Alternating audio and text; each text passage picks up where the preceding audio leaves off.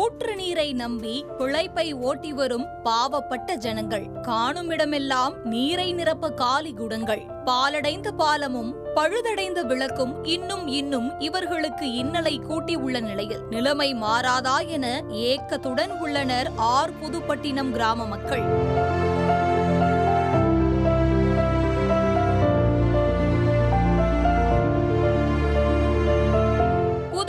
மாவட்டம் அறந்தாங்கி அருகே உள்ள மீமிசல் புதுப்பட்டினம் கிராமத்தில் பல ஆண்டுகளாக ஆற்றங்கரையோரம் குழி வெட்டி அதில் சுரக்கும் ஊற்று நீரை குடத்தில் எடுத்து வந்து அப்பகுதி மக்கள் பயன்படுத்தி வருகின்றனர். இந்த தண்ணீரை எடுப்பதற்கு 2 கிலோமீட்டர் தூரம் செல்ல வேண்டும் என்பதால் அதற்காக கடலின் அருகே பாலம் அமைத்து சுமார் 70 ஆண்டுகளாக பயன்பாட்டில் உள்ளது.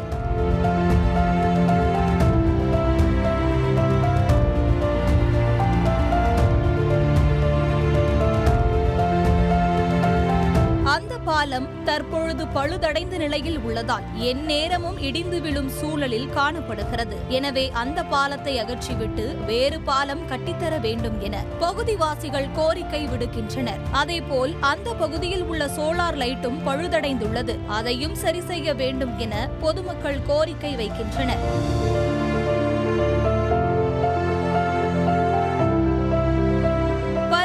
காலமாக ஊற்று நீரை நம்பியே பிழைப்பை ஓட்டி வரும் புதுப்பட்டினம் கிராம மக்கள் நிலையான குடிநீர் வேண்டி அரசுக்கு கோரிக்கை விடுக்கின்றனர்.